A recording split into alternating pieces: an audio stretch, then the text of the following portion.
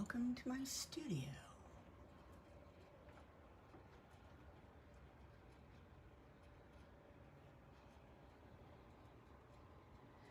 This is where the jewelry stock lives. This is where my leather working tools live. This is an outgoing box for items that are being held for pickup.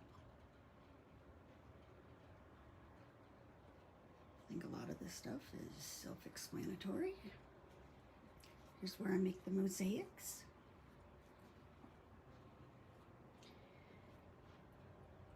I have a cleaning station for jewelry and sea glass. And I am right now setting up an inspection station for my thrift store finds and also for gemstone analysis because I'm interested in learning. Yeah, what artist studio doesn't have plants? I have an absolute ton of sea glass. I will be putting this up for sale. It's all bottoms, all old sea glass bottoms.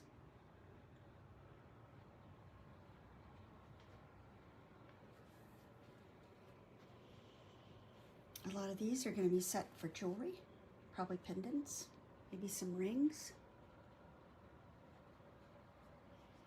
These are my work tables, obviously. This table right here is my main work table. And it is covered in stuff right now, but in a few minutes I'm going to clean it up.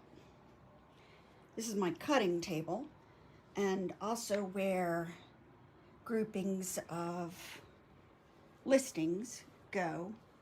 This is also where I pack the shipping, so this table is generally bare so that I can pack. This is the other side.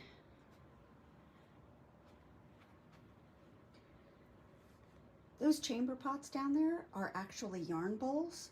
That's where I put the spools when I'm winding up onto my loom. When I'm loading the looms, I usually load them right here. This is my drilling station. When you're drilling glass or stone, you either need to wear a mask or you have to do it in the water. So since it requires water cooling anyways, I just do it in the water in this old Pyrex pan.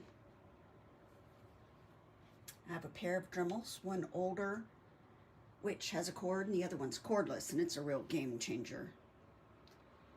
My, obviously, my station, my IT station.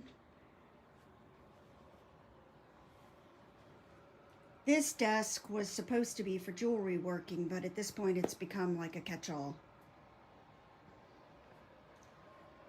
More stock. Looms. These are pieces that haven't been worked yet. If I turn around, there's pieces drying over there on top of the spools. This is all my fiber for weaving and sticks that are in the process of drying for sea glass.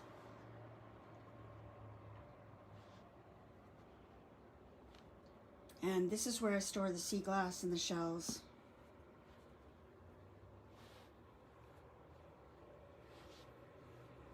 I do loosely sort it.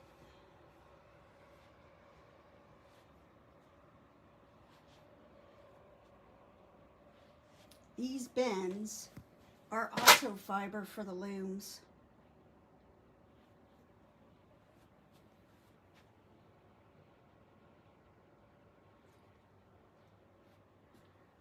Both of the big cabinets with doors are full of fabric, and that's my shipping station. And then down below are all the trims for hats. Row after row of trim for hats.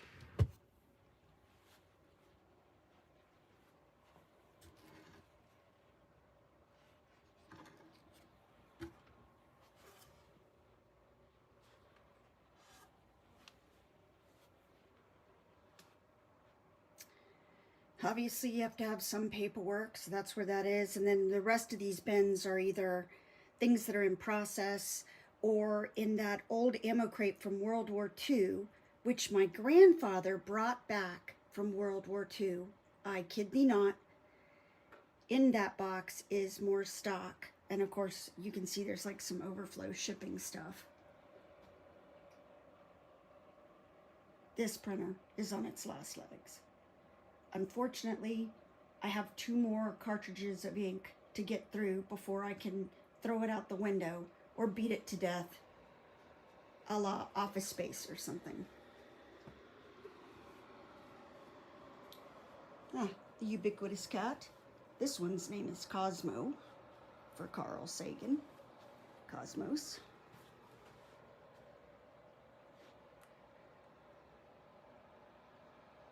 Yeah, it looks really like a disaster, but it's not. Every Monday, I clean the work surfaces and put everything away. And then today is Wednesday, so this is 2 days worth of clutter as I'm working. And then next Monday, it'll start all over again. It's a view of my collection of art. As you can see, I have a couple little holes I need to put stuff into.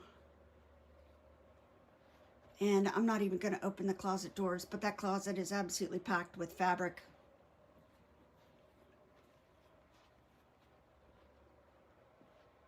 Skinny stick and a canoe paddle. There's actually a couple of canoe paddles back there that I use for making the paddle bags. So I've been watching this channel called Gemology for Schmucks, or that's like the series. And so he's kind of like sent me down this rabbit hole. I mean, this wasn't something he did to me personally. This was something I did to me personally. But I was already making sea glass jewelry, but pretty basic. And now I'm going to up my game for that.